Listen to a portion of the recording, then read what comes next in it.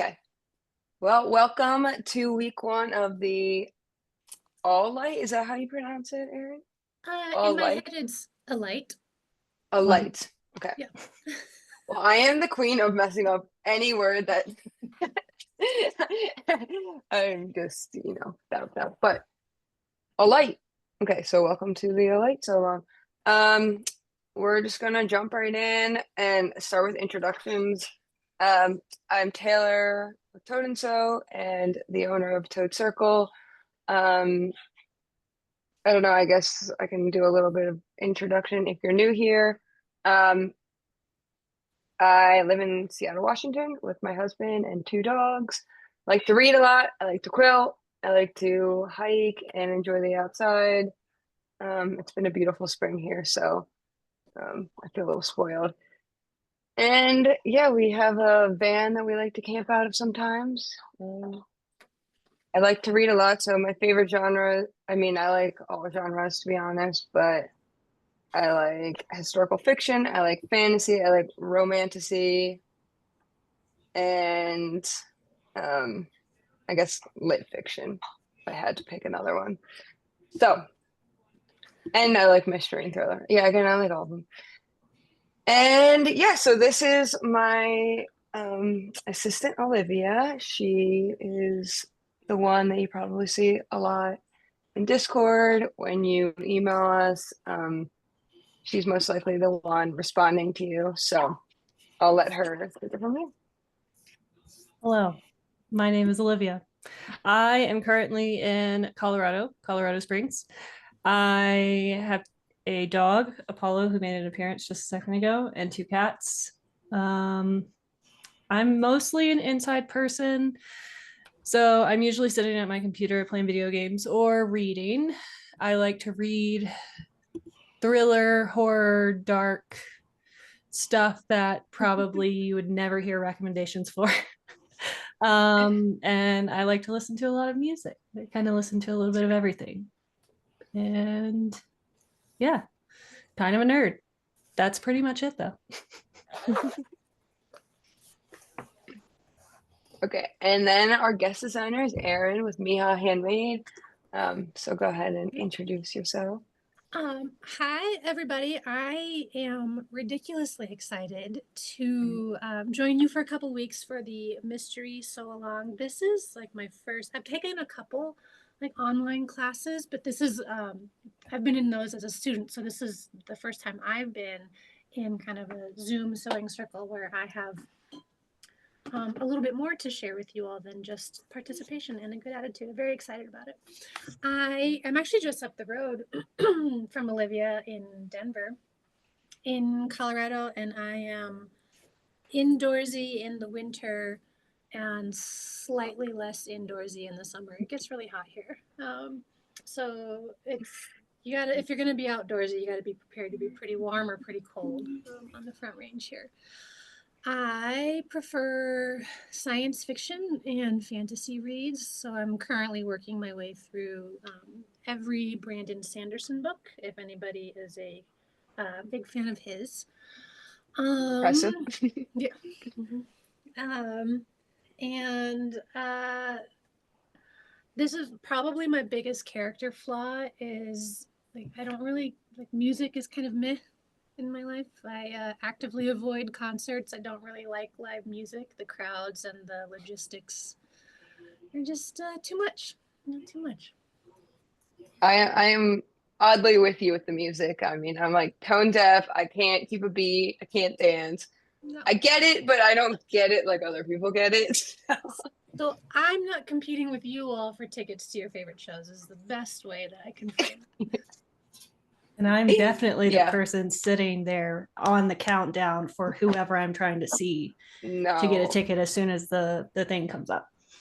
I get like audio stimulated very easily. So like if there's music in the background or dissonance or I just can't do it. I like freak out. So I am actually with you as yeah, as weird as people think it is, that is my reality.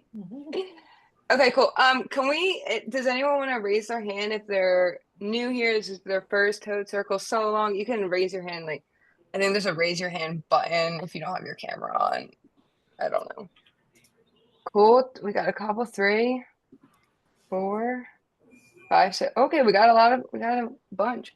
And I can't see a bunch too. How many of you guys are from Erin's side of the world? Oh yeah, that's a great question. Because I know that there was a good bit of new people that joined this round, and I always assume that it's because of the guest designer, but you never know. You may have stumbled across it and just decided. Yeah. Well, that's fun. So for all the new people, this is the most extensive video call that we do. So it's a lot of us talking and going over fabric, and this is the one that's recorded. We also kind of do a deep dive in the Discord community, so you can see kind of get a lowdown of like what that's all about. If you're new to Discord, it might be overwhelming. But from here on out, we do like little tutorials, and then we just sew and hang out and kind of chill, talk about books, TV, so whatever we're sewing. And it's more of a laid back like hangout situation. So this one and the last one I would say are like the most intense video calls. So they're not all like this, but just like to say that. All right. Oh, okay. Well, I meant to put next for Erin. Here we go. Yeah, that's her Instagram tag and website. But that's also like on our website and your portals and many places if you want that. Okay, so a little agenda. Start with like a new member orientation, how to log into your portals, and I'll go through the Discord community. If you're I'm like frozen. Am I good? If you have been a member for a while now, you can kind of just hang out while I discuss Discord and you're already used to it. But I like to kind of run through everything. And then just a little housekeeping. And then we're gonna go over picking out fabrics, and then we'll do like a little show and tell where we kind of run through all of the fabrics that you guys have been posting in your week 1. And then we'll go over kits and then Q&A. So yeah, we should wrap up probably around like 6:30. So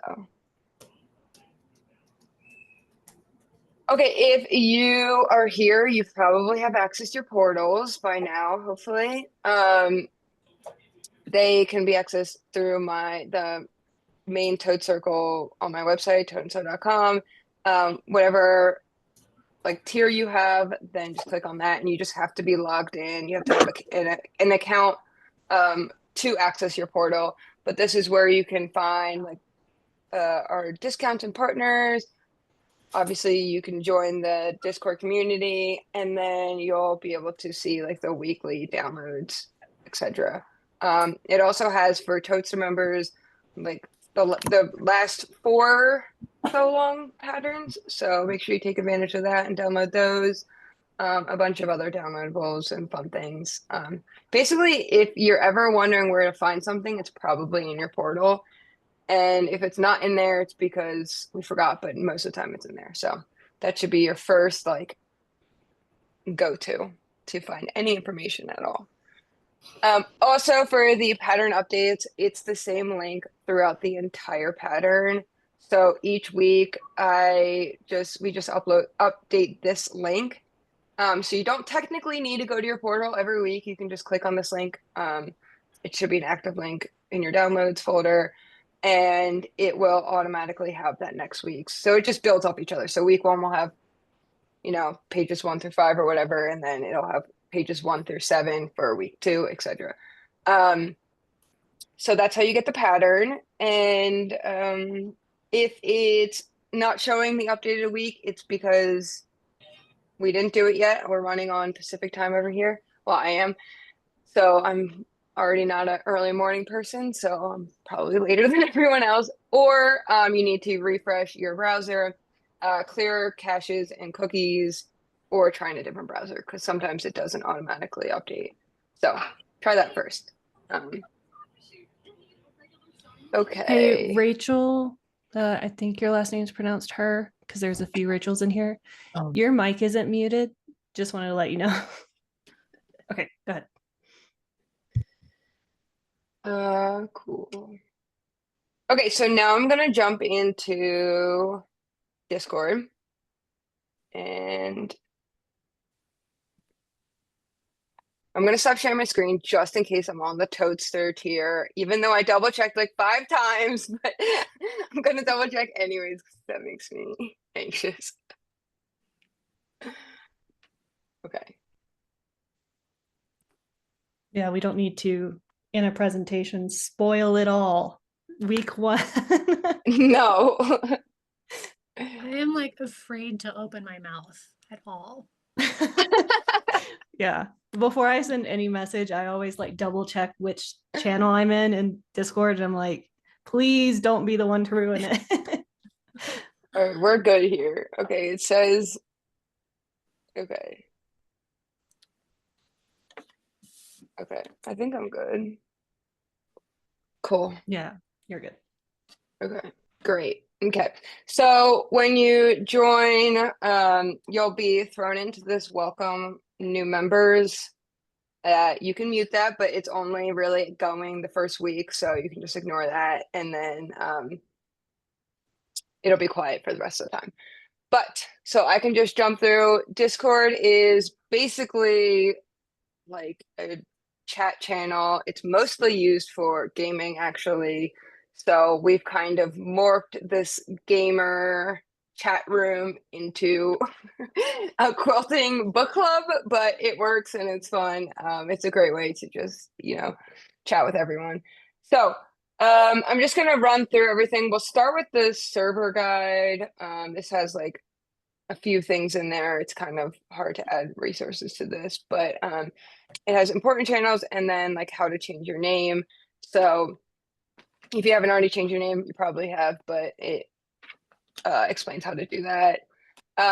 For the events, we have all of the Zoom events already uploaded into Discord, so you can see all of the events that we have going for the rest of the so long. You can say you're interested if you plan on going. They're always Thursday nights at 5 p.m. Pacific time, so around 8 p.m. Eastern time. So that's where you can see all of the different events up here. And then you can see our members and browse channels as well here. So this is a good way to see everything. You can also go in and click uncheck things that you don't want to see. So the way I like to do it is I typically try to have all of these kind of like, I don't know, I guess I can call it folders closed. And then whenever something is active or there's an unread message, it'll pop up here. So just go through these real quick introductions. That's where we introduce ourselves. So you can read through those, see if there's anyone that's close by or anything you have in common. I love reading these the first week, especially. So like seeing how many returning people there are or new people, etc. And then get roles. This is a fun one that all you have to do is click react to these posts and it'll add a little tag to you. So wherever you're located, this is a good way if I ever need something, have a question about like maybe you're going to the Southwest or whatever, and you want to say, is there any fun quilt shops at the Southwest? And then anyone that has like that and is in that area might be able to offer some help. And then also this is where you get access to our rage room and our unhinged reading room. So the rage room is what it sounds like. It's basically a way to vent out frustrations, whether it's just life in general, whether it's politics, whether it's something song related, whatever it is. But it's something you have to not request, you have to just like to be a part of it. We don't want to bombard people with negative energy if they don't want to be. I mean, it's good to get it out though. So, and we have the feel good chat to balance. And then the unhinged reading group is for people like me and Olivia that like the darker side of reading. And we don't want the general public to really see what we're reading. So it's unhinged and it's a judgment free zone. So If you like those spicy books or very dark mystery books or whatever, mystery thrillers, gruesome, then join our unhinged side of things. So that's get rolls. And then channel tour, this is just like every single channel. So if you're just not sure where things are, just go here and you can figure that out. Can you Social address media. the no access on that list? There's a couple that say no access Where? right next to your Oh, yeah. cursor. Anything that says no access, it's probably not your tier. So if it says no access, you might be a toadlet and it might just be a toadster specific tier. I mean, specific channel. So we have a lot more extra channels for the toadster tier. Then they get like exclusive channels. Okay, that's pretty much it for welcome. And then town hall is kind of what it sounds like. This is all like announcements, important. Like most of these things are read only. So it's just us basically telling you important things, announcements, what's going on. Every week, Olivia sends a big old message here explaining everything that's going on that week. You're going to want to physically click on the tags that she says. So here it says week 1. You're going to want to physically click on that, and that way it'll automatically make you follow that thread. There's other ways of getting to it, but that's a good way to like start off. So yeah, that's announcements. I would definitely have announcements. If you don't have any notifications on, I would have announcements on at the very least. It's a good way to just have, giveaways. Yes, this is where we post our giveaways. So we run a so long or like a couple, depending on what we're doing that so long. So important links, like what it sounds like, important links. This is where we will post the recording to this call and stuff like that. Discounts and kits, any kits that are available will be here. We got a suggestion box and then support if you have any questions or need help at all with Toad Circle. You can email us, but also go into Toad's support, because support, if we don't get to you quick enough, someone else might be able to answer your question for you. So, okay, general, these are all just general chats. So, this is like, I mean, something like this where it's week 1 related, this would be great to put in the week 1 channel. But everything else is just, general, whatever doesn't fit in something else. Toad and Sew patterns, any quilt that you do that's not Toad Circle related, but it's one of my other patterns. Or in this case, this is my nostalgia bundle with the Then Came June pattern. And Toad and Sew, or Toad's animal friends, because it's not just pets, but these are mainly your pets, yeah. So just cute animals. It's just a feel-good feed, QuiltCon 2025, we could probably archive that. We'll do that after this. I forgot it was there.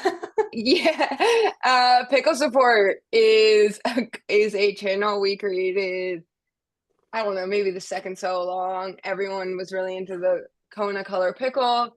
For some reason, everyone was using that and it stuck around. And now we just send weird pickle content. And it's a channel that, it's just here to stay. It doesn't really make sense, but it's just been here. Feel good feeds like what we were saying. It's just to balance out, the rage room if you join the rage room. Okay, so long. So this is where we will post the weekly things. I mean, the weekly threads. So week 1, this is where everyone's been posting their, if you have not seen this channel yet, it's because you're probably not automatically following it. So this is where you can go and post your fabric and what you're working on, your progress. So there's that. Just be careful if you're in the Cheater Club, make sure you're posting Cheater Club things in Cheater Club only channels. So you don't want to spoil it in this channel. previous so long, if you joined the last previous so long and you're just wrapping up your work, you can still post in this. We always have the last so long thread going until, and then we will archive this the next one. So there's that. And then book club, this is all things book club. Book talk is just, it's like the general chat, but for books. So whatever you're reading, whatever you want to talk about, if you know, so long books, this is where we will talk about the so long specific book. So last so long we read A Sea of Unspoken Things. And then these are all we've kind of changed. We used to split up into 2 separate threads and now we just do 1 thread. But if you do it, make sure that you are adding spoilers. So you can say like 50% done and then add a spoiler. And the way you add a spoiler is just 2 straight lines and then go, oh, I meant to say hello, but that works too. And then it'll show up like that. It'll show up so people don't need to actually click on it to see it. Okay, book reviews. So this is where it's kind of like Goodreads or whatever recent books that you've read. It's a good way to also talk to people about books that you have read. So, for example, someone made a review of The House in the Cerulean Sea a while ago, but I just read the book, so I like restarted this conversation because I started reading it and was enjoying it. So it's a good place to chat about the books that you're reading. Just gonna go quick because the rest is kind of self-explanatory. Craft Corner. This is where we have sewing recs, sewing help, also any other like garment sewing, crocheting, knitting. I was really into stationaries and planners, so that's also in there. TV shows, whatever you're watching right now, we can be chatting about it. And then D&D, we got some D&D fans here, so gaming, D&D, whatever fits into that genre. Music, and then recipes. Oh, we got a couple new ones.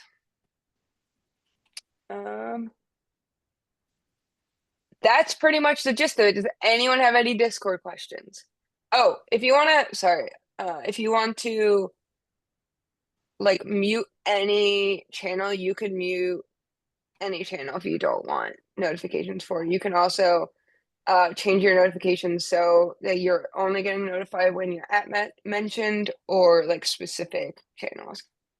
So definitely suggest doing that if By right-clicking on the computer, and I think holding down on it, like tapping on it and holding on your phone. okay. Cool. I do want to specify that on the desktop version or computer version, the events are at the very top of the channel list. On mobile, it's just a little calendar icon and it doesn't have the word events next to it. It took me a while to find it on my phone, I'm gonna be honest. But it does not look the exact same as on the computer. So if you feel like you don't see these events in Discord, it's probably because you're on mobile and they're just, it's a little icon that's hard to see. Yeah. Okay. Anything else? Any other questions? No. Okay, book vote. If you have not already, cast your vote. These are the 4 that we're picking from. So whatever book wins by Monday night is the last night to vote. And these are your options. You can use the QR code right now if you want. If you haven't voted already, it's also in your portal. So yeah, they all do sound good. I actually haven't voted yet, so you can vote for more than one. I mean, I don't suggest voting for all of them because that kind of doesn't make sense, but I usually vote for 2, so feel free to do that.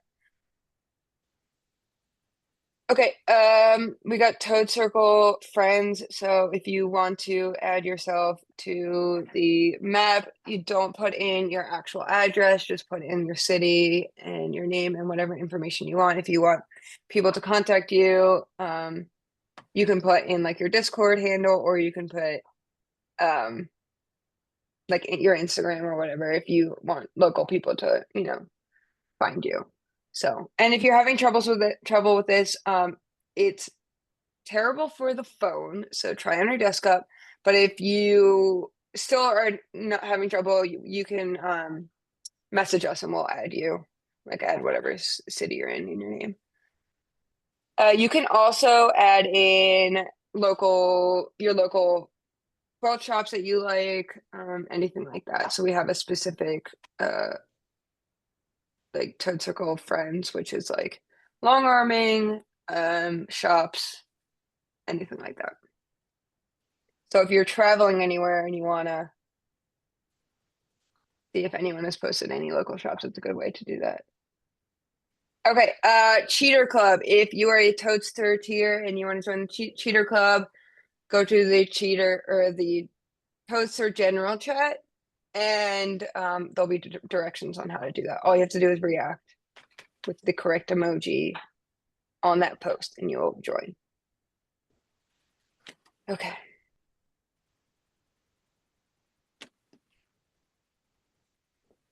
Okay, well, I guess, Aaron, do you want to take it from here? Yeah. Okay. Does it I make guess I'm trying to think. Yeah, well, those are the next several slides. So we got clues, and then we got like a little mood board. So we could just start here if you wanna. Yeah, so the clues, if folks didn't see any of this information on Instagram, these are the clues to the design. So a pictorial design just means that the quilt, it's not a collection of like half square triangles to make an abstract design. It depicts an actual thing like a person or an object. It is fat quarter friendly. I'm expecting that folks are like shopping their stash right now or trying to figure out if they are going to go to a quilt shop this weekend and pick up some fabrics. The only thing I'll say about fat quarter is 18 by 21 inches must be usable. So if you have like a teeny tiny fat quarter in your stash that's like 17 and a half inches, it's not gonna work. Or you're gonna have to spend some time puzzling together some pieces to get all of the fabric out of it. But as long as that 18 by 21 inch area is usable, we're good to go. The design is nature inspired. So as mostly indoorsy as I am, I do like to pull in the nature into my house to make me feel like I am more outdoorsy than I actually am. And then the design is block based, just to give you kind of an idea of how we will be assembling this over the next couple of weeks. This is not a spoiler, it's in the pattern parts that you have so far. There is sashing and there are cornerstones in the pattern. So while we're talking about fabric, we can kind of pay a little bit of attention to how you might go about choosing those the fabrics for the sashing and cornerstones separate alongside after you choose your fabrics for the main pattern.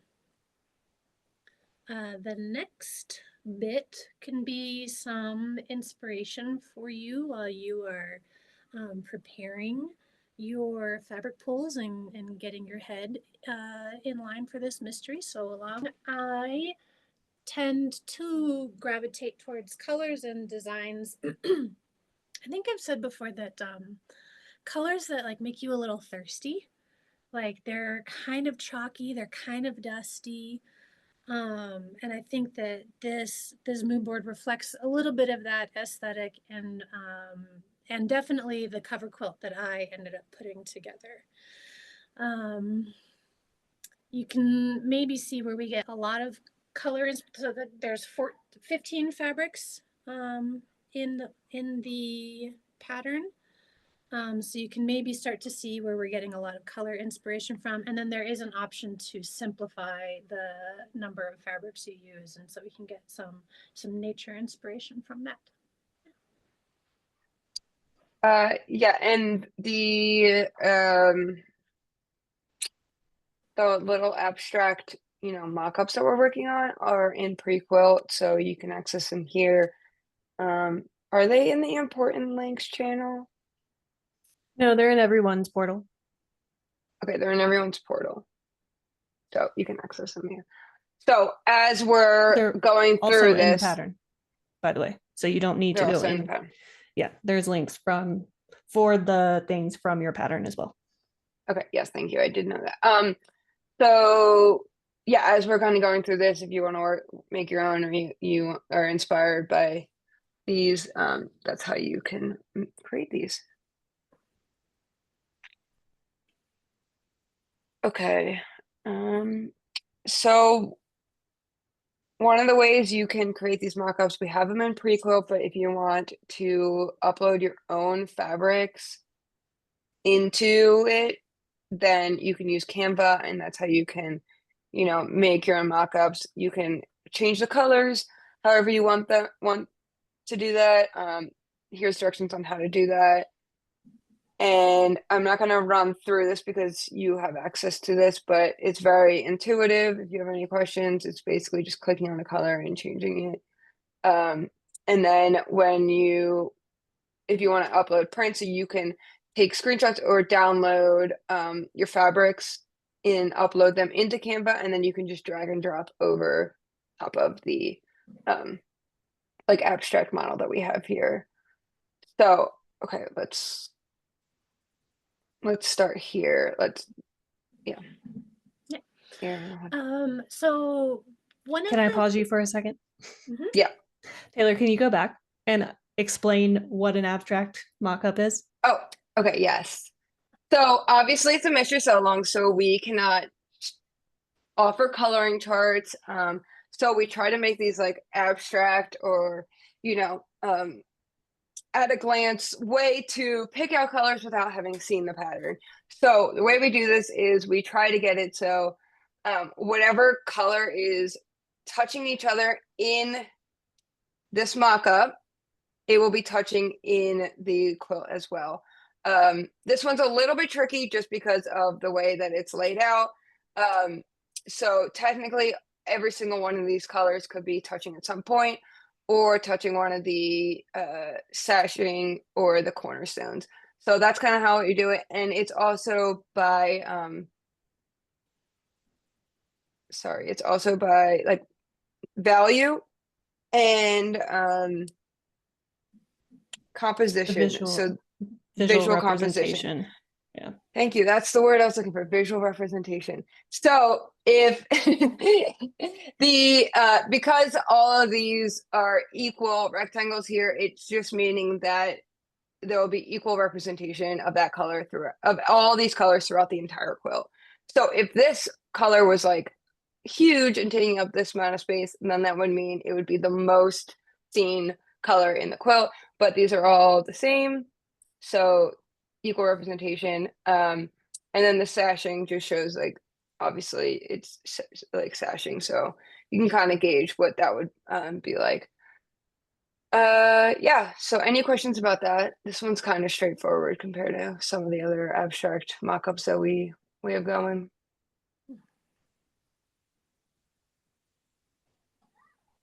Okay. Oh, we have a question. Or Michelle? This is my first time doing a sew along mystery Yeah. like this. So when we get the first block, are we told like placement, like this is in the upper left, or this is in the right hand, or this is in the center? And then do we use this idea to say which color we're going to put with that? Or do we label our colors like A, B, C, Yeah. column 1, 2, 3, A, B, C? Like I'm thinking alphabetes. Like, are we kind of Yeah. So Aaron will get more into this shortly. Yeah, so the way we work it is week 2 is cutting. So you're cutting all of your fabric and we're labeling everything. And then we don't work block by block. We work in sections. So it's like 1 week might be just half square triangles. 1 week might be flying. I'm not saying this is what the sew along is, but just 1 week might just be flying geese. And then another week will be strip piecing, and then like week 5 you'll have all these different components, and then you can guess what the block could potentially be or with the layout. But everything will be laid out, so everything will be labeled. And again, Erin will talk about how to organize your fabric so you can continue on with the pattern. You know, did that answer your question?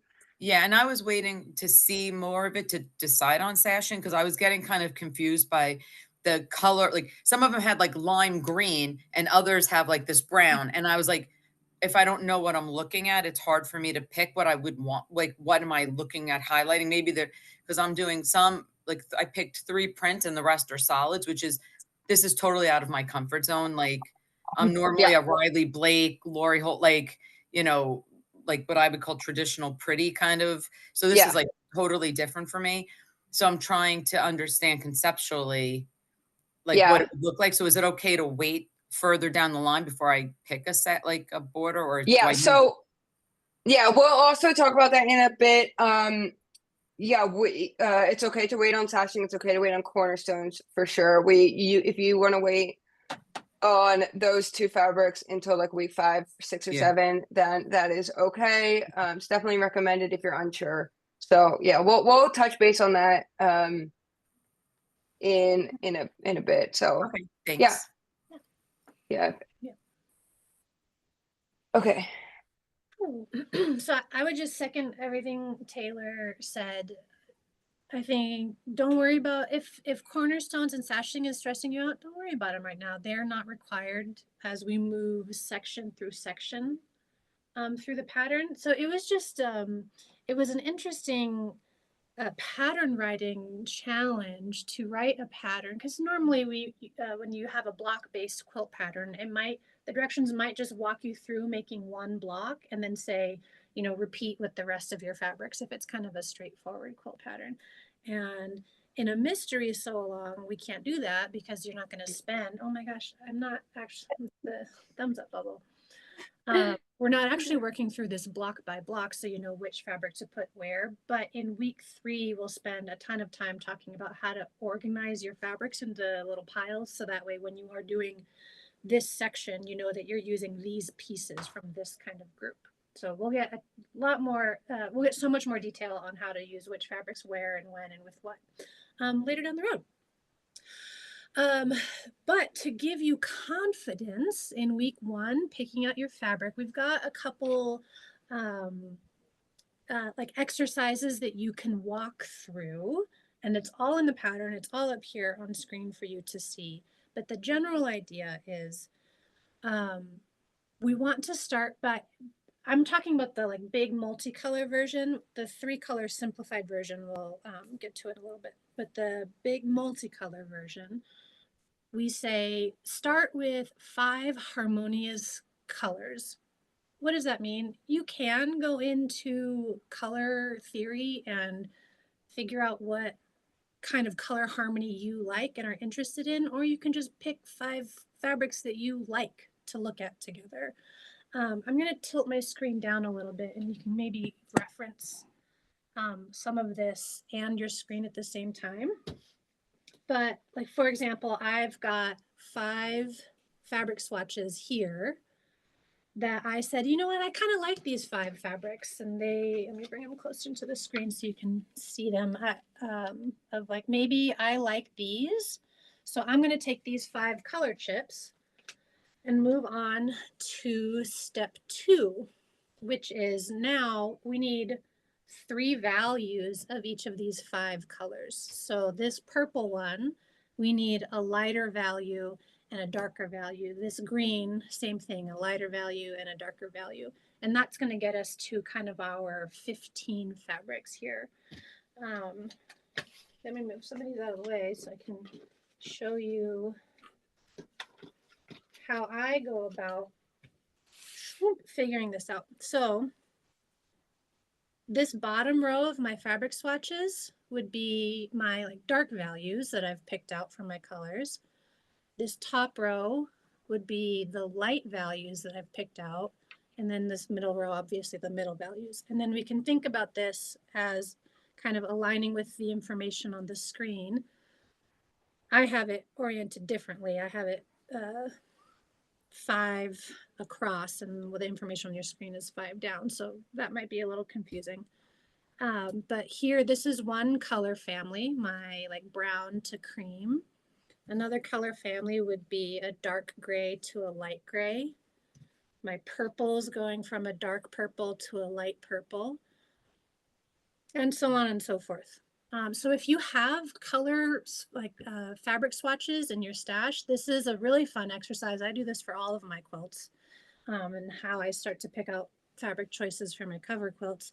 And then even then, I'm going to show you this pile actually has 2 swatches in it of kind of similar fabrics, because I don't really know, I'm not finalized on this decision yet. I don't know if I want this amber color or this cinnamon is a little bit darker, a little more saturated. I might decide that that higher saturated color might be more interesting overall, or I might decide, you know, this spruce green is really distracting to my eye. It's what I see first. So maybe I don't actually have another one in the pile. That was, but maybe I switch it out for like this is a clover green. And that can be, if you have these materials, if you like solids, this can be a fun way to start. And the idea is to get you to all 15 of our accent fabrics in the pattern. If you use, you know, like basics or foundations, basic lines, maybe like speckled from Ruby Star, you can make your own swatches. That would be a good way to, instead of saying, I'm going to start with solids, you could start with a speckled swatch. And then if you want to start adding in prints, Ruby Star is really good about using the same colors across all their fabric lines. So say, I actually do have some speckled somewhere here. Say that this speckled I had in one of the places in my kind of composition down here. Then I could go to my stash of Ruby Star fabric and figure out what print has a lot of this. That's if you want to start introducing prints. That would be one tool for how you could go about doing that. Okay. Wow, I think maybe next up is the 3 color slide. Yeah. Oh, okay. Okay. Yeah, this is just kind of doing what you just explained, how, you know, taking the same exact palette. You go ahead. Yeah, this is, you can see how similar the colors in the prints are to the colors in the solids version. So if you do like prints, and this is your first mystery sew along and you're getting a little nervous about which fabrics you're going to pick where and use when, you can see how the color has kind of the solids version has translated to the prints version. So none of the prints are like real hero prints. A lot of the prints don't have a ton of color in them. So what might be an example of something I would not recommend for a mystery sew along? I might not recommend a fabric like this because we're not really sure yet how it's going to interact with all of the other fabrics. But maybe I really want a dark black in my fabric. This one again, one-way directional prints we don't recommend because the cutting instructions aren't optimized for that. But you could start to use something like this that reads really heavy black, doesn't have a super bright white on it to feel like it's a lot of color.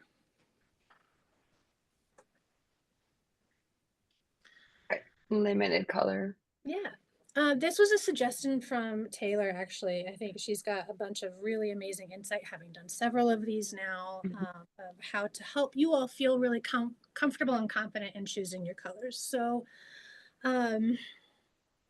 when we talk about how the fabrics will be used in each block, with the 15 color version, there's going to be lots of different ways to combine those colors in each of our blocks.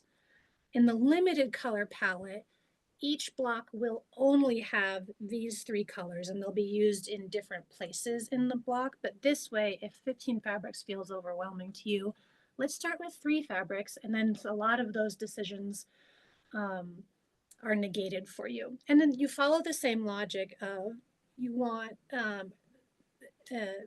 the quilt will shine best if you have a a low value, medium value, and a high value. My words are escaping me. Of the Dark same value. dark value. Thank you. Thank you. Of the same color. So, you're moving from your color kind of in the middle of this scheme, adding a little bit of white to get your light value, adding a little bit of black to get your dark value. And then everything's just really going to sing when you stay in one color family like that. And because it's so limited, this palette, if you do want to just do 3 different colors, but just make sure that's fine. Just make sure the values, make sense. So if you want to do like a really light blue and a really dark purple and then like maybe a pink in the middle, that's fine. Just make sure that there's 3 different values that you're working with. I say this all the time, and I think a lot of people know it, but another tool that you have easily at your disposal is the black and white filter on your phone. So that can help you read a lot of these values to make sure that you're taking appropriate step increases in each color family. So that way, if they end up touching each other, you still get enough contrast that you're not losing the design.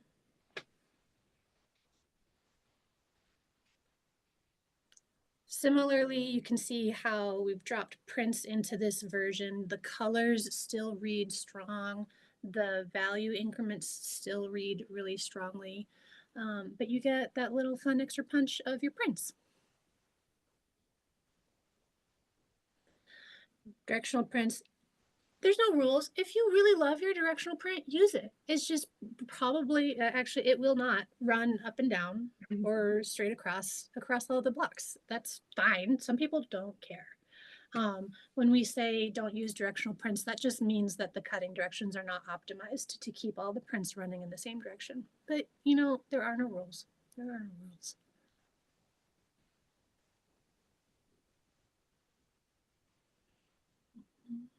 Okay. So yeah, usually at this point we just kind of run through a lot of the examples. I mean, there's just very different ways to go about the sashing, whether you go, I created a bunch of different mock-ups, but yeah, I mean, if you have anything to say about them, if not, just keep going. I mean, I thought your mock-ups were beautiful. I'll say that. I struggle with cool colors, so like your ability to pull in Okay. softer purples and blues. It's like, oh, that's so smart. Yeah. I also kind of struggled. Can you go Oh, back to the go. starry one? I want to specify on this one that there's 2 different black starries in here. There's the starry gold mini and the starry gold regular in there. The sashing or the cornerstones and the accent fabrics will never touch. So they could be adjacent, but they will never touch. And so it's okay to repeat that color if you want. So that's why I have 2 blacks, mainly because there wasn't a 15th color in the starry line, but it works out because they won't touch. Yeah. This is the Susie Quilts Pure Solids. If you want the multicolor version but are kind of nervous about choosing all the colors, I almost made my cover quilt with these fabrics because I love this mock-up so much. So I wholeheartedly support using the Susie Quilts Pure Solids. Yeah. Yes. I think it's really good because the solids line is pretty small compared to all of the pure solids that are the 300s. No, that's Kona. However many they have. But she very much curated these to work as a complete palette rather than something that you can pick and choose from. So this already looks good together because she made sure it looks good together. Yes. Yeah, I agree. It also really fits the vibe of this quilt very, very well. I feel like it just is meant for this quilt. We got some speckled. Also, I would just make a note that if depending on how you feel about cornerstones, everyone feels different about that. You can make the contrast, the value really subtle, where the cornerstones are going to be kind of not super noticeable, or you can have them stand out more depending on how you're feeling. Again, this is something you can decide later. I think the cornerstones, you only need like an eighth of a yard. So really that can be like a last minute decision. Like whatever scrap of fabric you have in your drawer will probably work for the cornerstones. So you'll It could see some also of be them. scrappy. They don't It all could have to also match. be, yes. So you'll see some of these are like these two sashing and the cornerstones are very similar. The quilt will still look great. I've done plenty of mock-ups where the cornerstones you see very well, and then ones were more subtle, whatever you're feeling. So I did see a couple people note in one of the threads that they wanted to go for a scrappy approach, and I can't remember if it was, I feel like I saw it, I think probably in the cheater club. So they have more information. But when we get to when you get your cutting instructions, and particularly when we get into the fabric organization, for the folks who did want to take that scrappy approach, you'll be able to see which fabric units you need to use in each block. So there will be information for you then. I just don't have a ton of advice to offer now for a scrappy approach beyond what's said in the pattern, which is each block will shine best with a low, medium, and dark value. yeah. So if you're going scrappy, feel free to wait till week 2 to kind of start organizing that, or so. This is like a super fun, kind of like springy, kind of feels like someone had a color palette in the Toadster Build Your palette. They like described it as preschool colors or something. And it's pretty similar to this, but super, super, super fun. And then yeah, back to the minimal palettes. It's really fun to like, if you have a really cool palette and like a neutral, stashing to have like maybe a nice warm pop or pop of color here. Just a fun little addition. I love a Okay. brown. I'll never say no to Yeah, it. me too. Okay, so yeah, Erin, if you want to take the reins on, we're just pulling in every photo that you guys have posted in week 1. We'd like to share, in case anyone missed it, what everyone's feeling. If your photo pops up and you want to say something, feel free to speak up, or raise your hand. And if you want to like ask questions about it, this is a great time to get one-on-one advice. So, okay. I liked this photo a lot that they shared. This is more Susie Quilt's fabric line. Her colors are just, so you can't go wrong with those, but because she's already designed them to coordinate with the solids, which we've already said we stinking love. I think this person was trying to, you can see in the bottom left, they were trying to decide between those last 2 fabrics. I would take a black and white picture moving that like peachier of the 2 down 1 color family just to see what that does. The print might read more light than the solid, but there's a lot of experimenting that you can do. But if you look down the columns of each of the fabric piles, we've got a nice spectrum of color. If you look across the rows, we can see great differentiations in value. I even kind of like the little bit of green right in that center fabric. It brings something fun and new. And really eye-catching, I'm sure it would be in the final design. But I like that folks are organizing their fabric to along the lines of the little organization mock-up. Yeah, it's great to see that, because it's you're trying to visualize exactly how the mock-up is. It definitely helps a lot. I would like to add one thing. If you are using a lot of prints and or mixing in prints and solids and blender, or whatever the case is, if you want to go for fat quarter version, but you want it to be like maintained fat quarter and you don't want super, super scrappy looking, we'll discuss this in, I guess, is week 3 when we're piling. There's ways to group them together where it's like a organized, I don't want to say chaos because it doesn't feel chaotic, but like a more organized, in a more, I don't know. So you can basically stick to the color families, you know? Yeah. So we'll discuss that later, but yeah. But it is nice to know for folks getting prepared. Yeah. If you do choose the 15 color palette, and like you say, that's a little bit out of your comfort zone, but you can do that, and then we'll help you find ways to make all of the colors feel cohesive. There is an option for that when we get to organizing our fabrics. So that is a little plug to push you to the multicolor version if you're on the fence. Just we've got you back. We've got you covered. It's technically only 5 colors that you're working with. So if you Yeah. like 5 colors together, then you're set. It's not as scary as it looks. Yeah, for sure.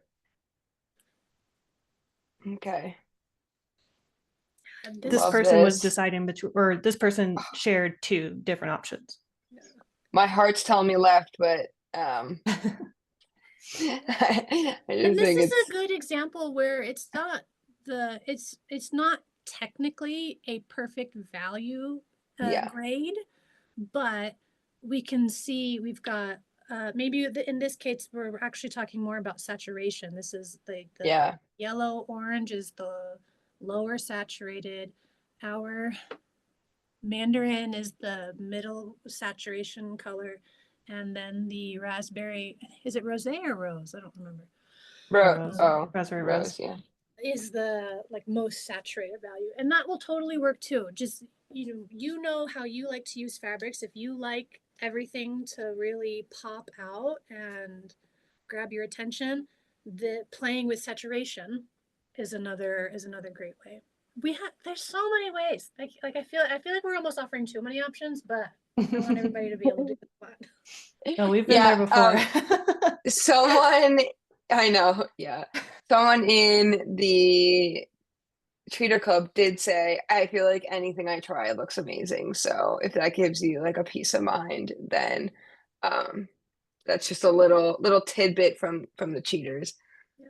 If this is your picture, we don't have names in this, but if this is your picture and you want to expand on it, just speak up. If not, I will move on. Okay. This one took me a long time to figure out the difference, and I don't know why, because I like now looking, I'm like, oh, I see it, but I kept looking back and forth. Yeah. I think I voted on the left, but Yeah, I would vote on the left too. And that is because I think if you took a black and white picture, you would see in the right photo that the difference between the top purple color and the bottom brown color is actually it's a big difference there. And this is supposed to be our column of like dark values. And so when you look at the picture on the left, that purple and those browns are much more close in value. So again, using this kind of way to organize your fabrics, your color families, and your values will just give you a ton of information. And so not because the one on the left is prettier or better or anything, it's just using the information that we can share with you right now can guarantee that this will be very successful. The one on the right would also make a beautiful quilt too. yeah.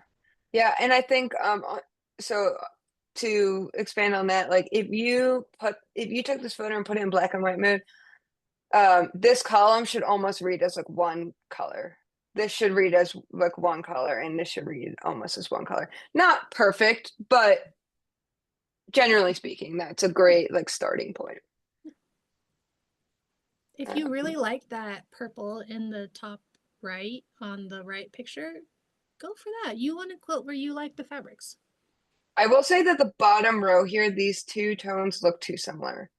So that potentially would be an issue. I would definitely swap this one out if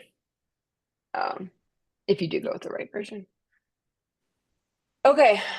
This is, Yeah, this is from what I can tell, the same palette, the same accent fabrics, but it's a matter of changing the sashing and cornerstones. okay. Thank you. I was I was like, yeah, these look great. Yeah, I stared at these for a long time and I was like, what is different? I I kind of really like number 2, but I like that because it feels like it's gonna feel like a lighter colored quilt because the sashing and the cornerstones are so close to the tones within the accents. And I yeah, feel this like is I one. like that Yeah, personally. this is one where I would maybe, if you have all the fabric on hand already and you're using your stash, I would just maybe wait until week 5 or 6 to because that way you can lay out your blocks on top of the background or the sashing, and actually see what it looks like. I don't know. That's my take on because they're similar. Yeah. Yeah, kick Yeah. the can. You can always come back and cut the sashing and cornerstones later. Yeah. Especially, this is like specifically if you have the fabric on hand and you're not trying to buy everything at once. Like, Yeah. Okay. I think this had is a good one to comment on the scale of prints and the amount of colors within prints. So I had a So- one-on-one meeting with I forget the name. It was me. Okay. I wanted to say Rachel, and I was like, it's gonna be really embarrassing if it's No. not Rachel. Okay. So yeah, we had a meeting and I said this would be a great one to keep the color family together and kind of have an organized chaos, like where the scale of the petite flowers are great, and I think those are fine. Having some larger scale prints is okay. I think just keeping the family together would be would be the move with this one. That's what I was hoping was I could do, because it's like I like them all individually. If I mix them all together, I don't think I would. Yeah, I think that is a fantastic approach for this fabric pull. Because if you like each of those 3 fabrics in one color family together, they look beautiful together, and then you won't have to worry about how a fabric over here plays with a fabric over here, and then your decisions are simplified. Yeah, because if like maybe this yellow one wouldn't look great next to this one, but it looks good in this. So yeah, I think that would work out perfectly. Awesome, thanks. Okay. This one felt very Kindred Quilt Co. rainbow pull-ish. Yeah, and we're not seeing it in a laid out way, so it's kind of hard to see all the different values and also they're folded. Yeah. Mm-hmm. I can't quite tell if that's 2 greens or if that's the fold. I think these are 2 greens, and I can't tell if these. I think this is the fold, but I also can't tell if this is the fold. I think this is 2. Is this person in the in the call? Tell us about your fabrics. I mean, If not, if it's all these done colors look correctly, beautiful together. yeah. So If it's done correctly, like if the fabrics are organized by color family from light, medium, dark, like Yeah. it looks like it's on its way to be very good. yeah, just need to see it laid out. This isn't a kit, right? I don't think so. I don't think so. We don't. Okay. Okay, This we have person my was pulling inspiration from that one. my Moody Rainbow bundle. Oh, this was mine. I didn't say you're talking about it. Well, Taylor hates it, obviously. She would never. Well, I love my Moody Rainbow bundle, so I feel like this is going to be super fun. Yeah, I think you could. I would lean towards the like organized chaos approach that we're talking about, where you keep all of the colors together in one block for these. but I'm like 55-45 on that decision. Like 55% Yeah. of me thinks it would look really good with the organized chaos, and 45% of me thinks just go for it. It would be beautiful. Yeah, I will make a mock-up of this, and be able to offer some, because I want to see it both ways. And I'll make a mock-up and let you know which way I prefer, if you want to trust that instinct or not. But I feel Yeah, like that would be in great. week 3, when we go through the organizing stage, I feel like it'll be very easy to tell the difference between if you prefer keeping color families Yeah. together or you prefer just totally mixing and matching. Yeah. It'll be, you won't know what the quilt looks like, but you'll have a pretty good idea of if you like these colors together or not. Yeah. I'm Yeah. gonna tilt my screen down again just to kind of give you a little how to think about your fabric if you're kind of choosing between one of those two approaches when you're picking your fabrics. This layout lends itself to recommend the organized chaos because we can see these 3 colors in the same family together. We know we like these 3 colors together because we picked them to live together. But now maybe what you might do is start, we'll always have one light, medium, and dark. So you might start saying, let me see what this light looks like with this dark, with this medium value over here. And then this light, this medium, and this dark.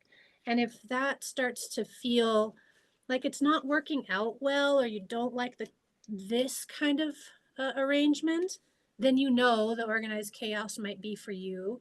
Or you might actually find out, hey, this clover is what's not working for me. Let me find a different green to throw in here. And then I start to like the organized chaos. That's as I think that would be fun to play with this moody rainbow bundle. That would be great. That would be great. Yeah. To play with that.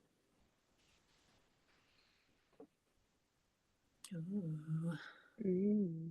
I think the difference between these is just the cornerstone pop of color.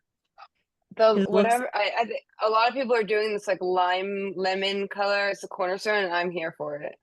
I also like the orange a lot. So I'm surprised you're orange going lime over orange. Because usually you lean towards the orange, burnt orange, I like red orange a lot. tiger lily Yeah, colors. I do, but I don't know. The lime's fun. I do This is a feel good like pickle pickle support group. yeah, pickle support group. Yep. I do feel like the orange is like nice and warm, and it feels like it complements this warm green and this warm yellow and purple. Oh my God, words are hard. So it depends on, yeah. I don't think you can go wrong with either, though. That's my final take on that. The 2 light greens, like the lightest green and the medium green at the very top. Patina these green and fresh sage. Are Yeah, those different enough in person? Just so you know, those 2 colors don't look anything like these swatches. AGF. Yeah. Yes, I'm looking at. I'm like, there's no way that's fresh. Sage is really light. Yeah. So It's this is super. mine, and Okay. I have the swatches that I was looking Okay. at first. Okay, great. And I took a black and white and everything, and I think the values were correct. Okay. I was I I was think mainly posting the mock-up the corner. for the cornerstones. Yeah. Try to Okay, make because those yeah.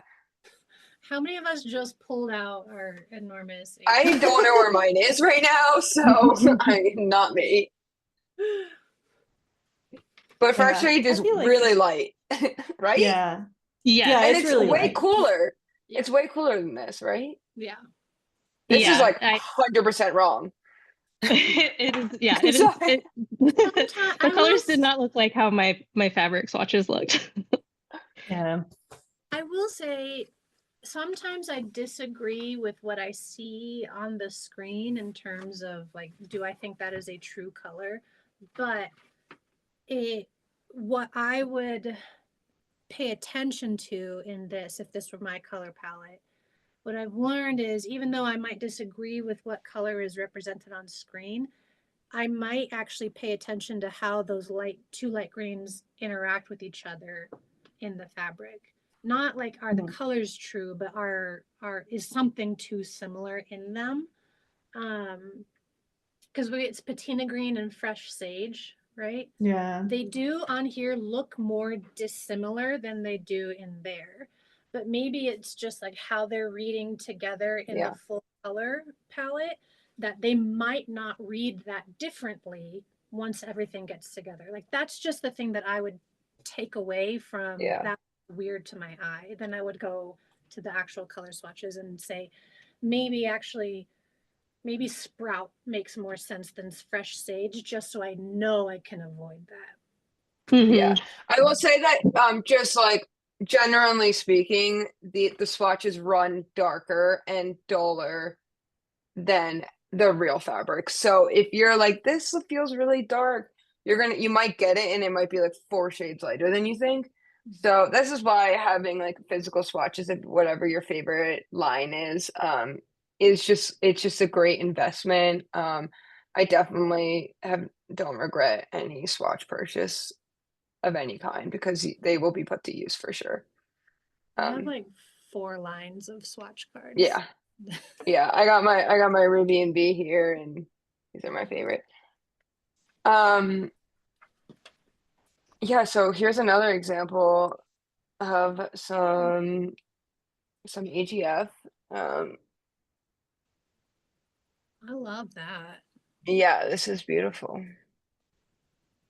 I love this. My only thing is olive oil will feel darker than like sandstone is pretty light. It's probably a little bit, couple shades darker, maybe 1 shade darker than coconut milk.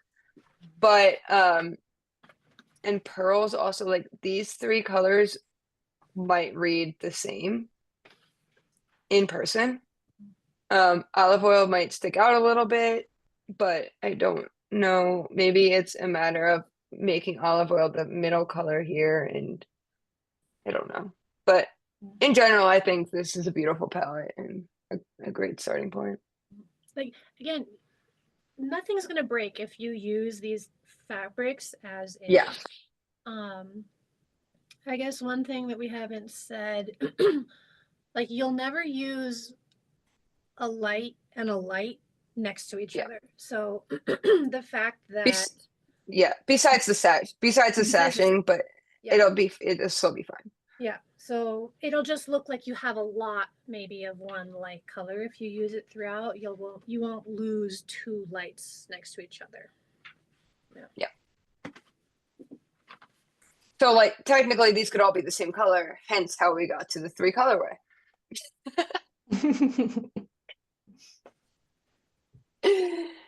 Okay. This one's also kind of hard to read just to the way that the fabric is stacked. Yeah, it We looks have like some the really color, strong color families developing there. Yes. blue, purple, pink, green, and orange, I think are the color families. Yeah. So, I mean, the color family or the color scheme as a whole looks good. It's hard to tell values, but the color scheme looks great. Especially paired with that rainbow dot fabric. I forgot what that one's called, but oh yeah, that's super fun. Splatter? What is it? Is it paint splatter? Is it? I don't know. I'm making words up. Don't listen. Okay, so this one's just not organized in the way that we're used to visualizing it. So, but I can see the 5 darks immediately. Yeah.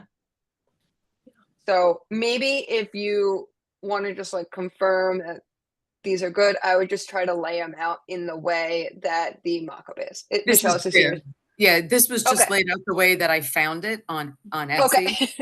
And okay, got it. So I just took the picture, but I also added a darker, like I added a medium green, a darker coral, and a medium brown. And then that, I know I'll have more than I need. And then I had 3 prints that fit within a green family, the coral family, and that beigeish family that aren't. So I was gonna take them, organize them, And I don't care if I Okay. have an extra couple, because to me that's like an oops kit, like just in case I cut something wrong or it doesn't work or I have to redo something. But Yeah. the Okay, cool. colors are what I liked. Yeah. Yeah. So if once you I get like all the your colors. fabric, once you get all your fabric and you want us, if you want advice on picking, like you have a few extra and you're like, I don't know Yes. if I should go with this one or this one, post a picture and Okay. we'll help That's you what I'll out. do. And yeah. Okay, Okay. perfect. Thank you. Oh, this is pretty. That was very pretty. Looks So like this this one bundle is really already reminds me. organized. Yeah, this reminds me of that like playground bundle that I was talking about, where even the darkest tones are actually kind of lighter. So just because it's like you kind of just want to have a gradient, it doesn't necessarily need to be like dark, dark. It can be like a medium to like medium light to like light, light, you know. So that's kind of how I'm rating this one. It'll still look really pretty, in my opinion. It You looks don't like need. there's a bunch of blenders in there. It looks Yes. Mhm. like the deco blenders, Yeah. Yeah. which I love those. Those Yeah, are me too. blenders. And it looks like there's a lot of options to pull from too, like more than you're gonna need. So that's great to have those options. Is there someone that wants to chat about it? Okay, here's a very, is this the one maybe that was talking about doing scraps? I don't know. I can't remember. But I think for this fabric pull, again, I would go with Taylor's suggestion to keep fabrics organized by family, so the organized chaos rather than the like throwing everything in together. Less organized. We're gonna call it organized chaos and less organized chaos. Maybe the right way to go about it. Yeah. I think those three blue-green color families read very similar, so your final quilt will feel very teal heavy, which if that's what you're going for, I love teal. That's great. If you want to introduce more variety, maybe consider moving one of those color families maybe closer to blue or closer to purple to make those feel separate and distinct from each other.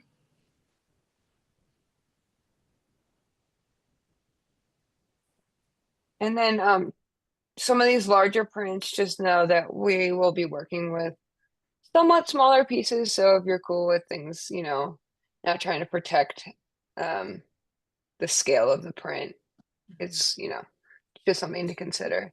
So if you have I usually say look through like a window of a certain size for these Yeah. mystery.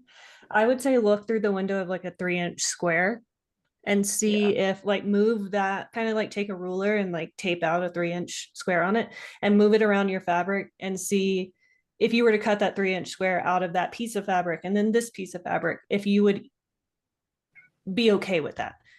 Yeah. And this one's this print is like very abstract, but if you have one that's like the one with the bear, you know, like an animal that's like repeated, you're just gonna get a lot of chopped heads and lot of chopped, you know. So like You might not want that. This would be an example of a large scale print that I would probably not recommend using because we have some large pieces, we have some small pieces, and if you end up cutting a large piece out of this, that feels well balanced enough to represent the colors in the print. But then if you end up cutting just a small square out of this, you're going to get a very orange piece of fabric. Or if you end up cutting a small square out of this, you'll get that white with cooler colors. So it's just a little bit less predictable what you'll end up with.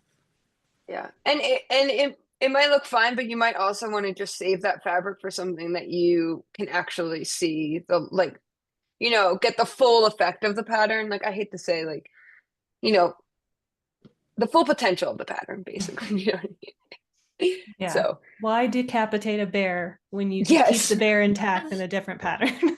Yeah, exactly. That's an unfortunate block that I just yeah. did. Every time I work with this horse fabric, I think I made a story. I decapitate them. There's like one horse head.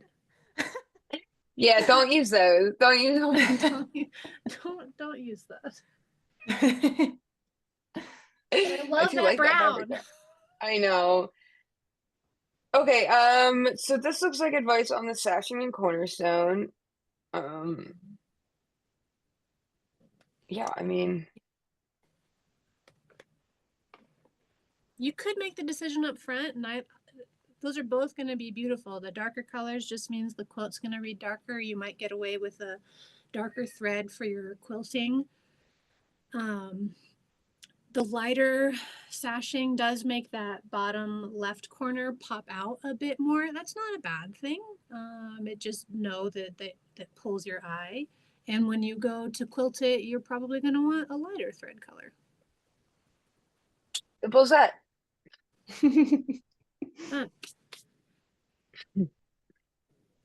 Okay. Right off the bat, I'm seeing that these two tones might be too similar. That's my only right off the bat. This one also is a lot more blue than these two. And it looks like you already have these fat quarters in your stash. So, yeah, this is the only one then. I like the overall colors here. Again, very on theme with the ones that, like we've said, that we've put together and really loved. This might be a candidate for the less organized chaos version. If the gradation in one color family isn't as strong and you use all of those colors in one block, they'll bleed together in your eye and you won't see the design as much. But if you use the less organized chaos approach, which we'll talk about in week 3, it might not matter that your two light blues are pretty. Congratulations to me. It might not matter that some of the color families are like closer.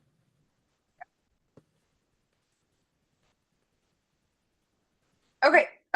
Does anyone else have any last minute want, help, or advice?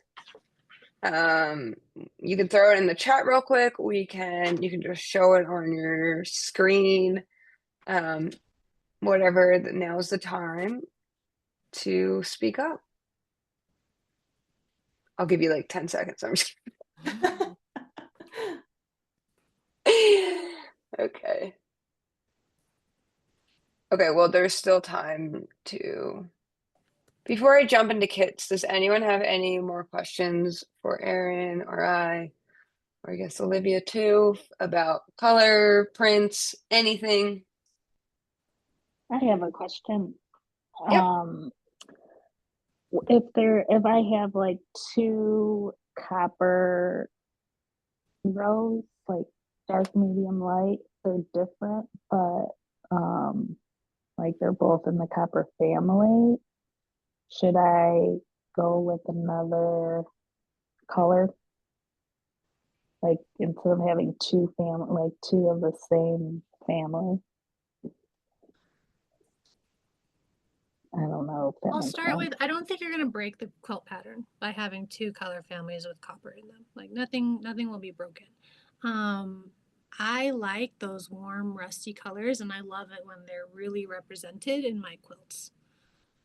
So if you know that you like those colors and will be happy looking at them, you'll have a successful fabric pull.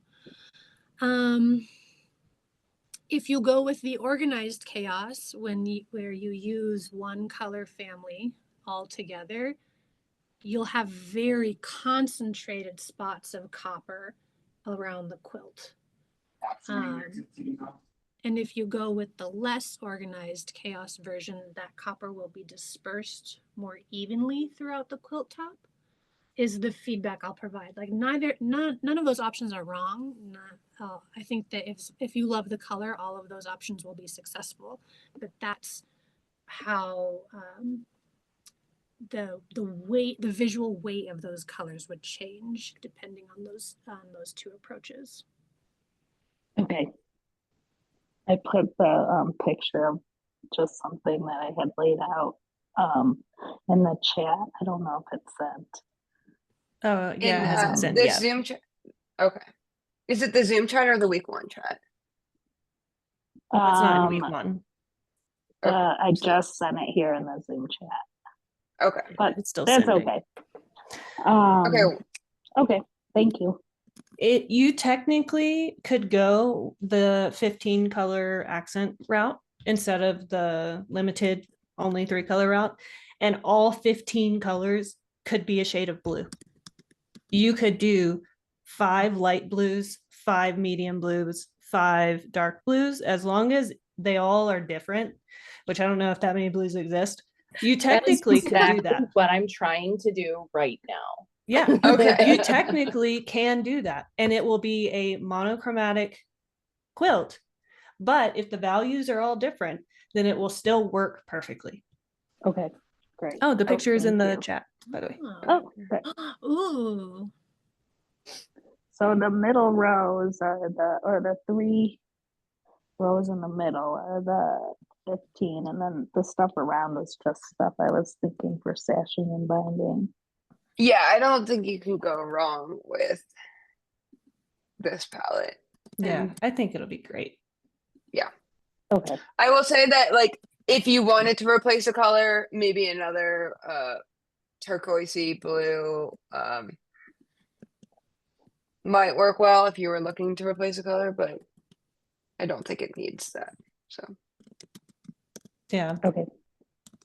So another blue, not replace the blue. I mean, potentially. Well, Okay. no, because you're using mostly Susie palettes, right? So I would just stick with the Susie family if you're already, you know, doing that. So Yeah. Thank you. I see Stephanie's picture, or not picture, Stephanie's comment about how tight is the cutting. With the fat quarter version, there's no room for error. Some people are really confident with that. I made mine with fat quarters that were too small and made it work, but I had a lot more information available to me than you all will. So yardage is a great option if that's something you're nervous about, to go with the 3/8 yardage cut. I see another picture in there.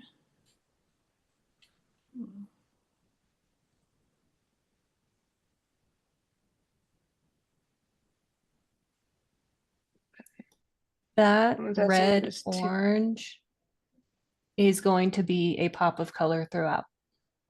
I would almost say that red orange would be great for the cornerstones. Mm-hmm. I think it would be a great pop of color, but it will not overwhelm. It will not feel like too much, or if it's mix and match within, I think that might be where your eye goes to the most, where if it's the cornerstones, I think that would just be a nice cute little accent. I don't think taking the orange out as the cornerstones, I don't think the rest of it is too busy. I think there's like a magenta at the top. Mhm. Yeah. Same, I think those two, it's like just barely visible. I think I would replace those two with something a little more in line with like the overall Browns, brown. yeah, so like a dark brown maybe up here, Like a and then soft like pink would look nice yeah. too. If you Yeah. turn down the saturation on those 2 colors, perfect. But they're a little too bam with the rest of the family. Yeah, like I almost think like even like a lighter version of this tan color would be a great replacement for this red. But I definitely think the red, you should use the red for the cornerstone. Yeah. I'm a big you know. Okay. Anyone else? This is fun. Yeah. This is my favorite week. So after all of that, if you're still not feeling confident, you're still feeling overwhelmed, There are some kits available that you can purchase. So Full Moon has some of the limited colorway version. Typically Tara does amazing custom kits. She'll work with you one-on-one, but she just had a baby. So she's not available to do that, and I will not put that burden on her, but she does have some of these kits available. So, and then Wildwood Creative has mystery fat quarter bundles available, so you can get that. And I thought maybe this one was out of stock. I'm not sure. Maybe it's not. And it's a couple of these, and then one of her in the curve colorway. That the Wildwood Creative 15 color one is a good example of mix and match is going to be the best way to go about using these, and not keeping color families together, because all of those whites will blend together and will be very hard to represent the quilt block appropriately. Yeah, so this is definitely a less organized chaos option. Yeah. Also known as chaotic. Chaos. Chaos. By and By has some kits too. So I think someone, was it not that one? I don't know, specifically asked maybe this one, but we got some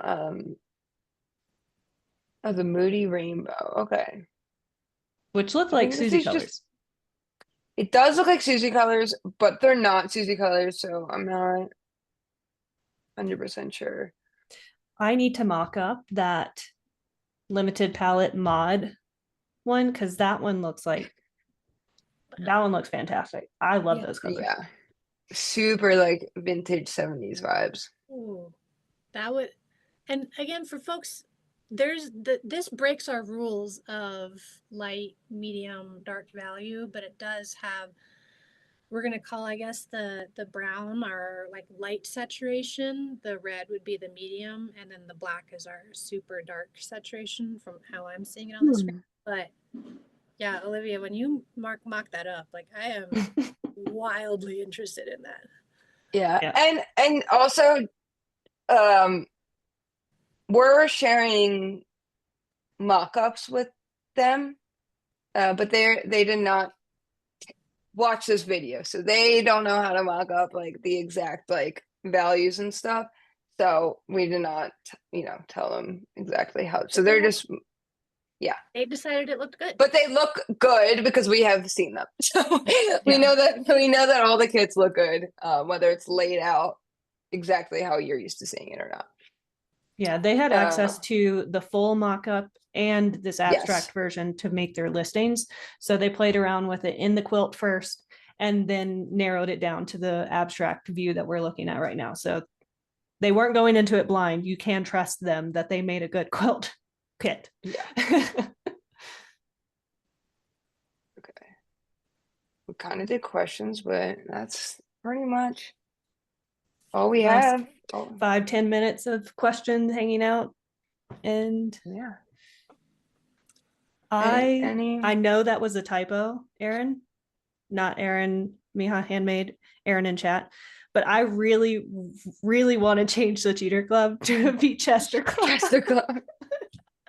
I love that. Oh my gosh.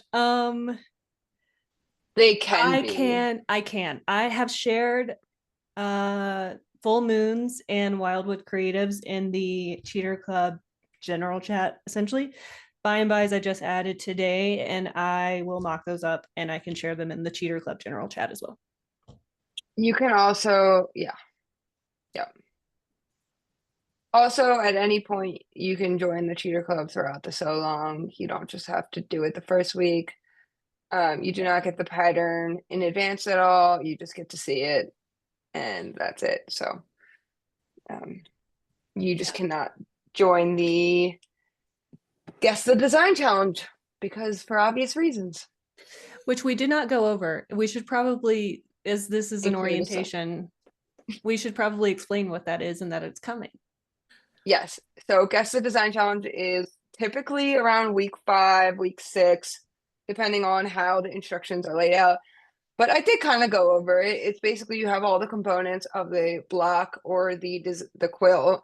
Like it's not always block based, but for this one it is. So you have all the components, and then you have to guess either the whole quilt or just the block if it's a block based. And then you submit your guesses, and we pick like the top 3, and you get a small prize depending on what the so long is. I think this time Erin is offering patterns for the giveaway. So I Yes. don't know the full details, but something along those lines. Cool. You'll get something cool if you guess right. Also, it's just super fun You get to see. glory. Is what you got. Bragging rights. Super fun to see all the guesses, and sometimes people end up sewing their guesses instead Yeah. of sewing the actual pattern.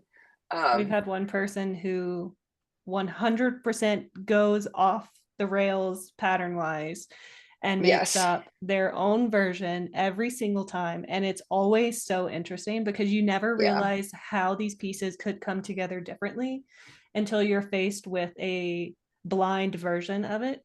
And then that's my favorite part. I know, Taylor, you love Although- week 1. I love Guess the Design Challenge Yeah. week. I love I seeing feel like all this of the one's going to be different really hard for people to go rogue on. Like they're, I never know. We I say mean, that you never know. sometimes. Yeah, I guess since I've already seen the pattern, I can't imagine it being any other way. But that's what the beauty of it is to see. Yeah, cool. Well, I have an art walk to go to in downtown Seattle, so I'm gonna log off. This was fun. We will see you. Do we have a call next week? No, we will not be in town next week. See you in 2 weeks. Yeah, we will be out of town. Yeah, see you guys in a couple weeks, and hope this was helpful for everyone. Yeah, next call is week 3, and that will be when we're helping you organize your fabrics, meaning you get to decide at that week how you want to have your fabrics interact with each other. Great. Thanks for joining, everybody. Cool. All right. Bye. Bye-bye.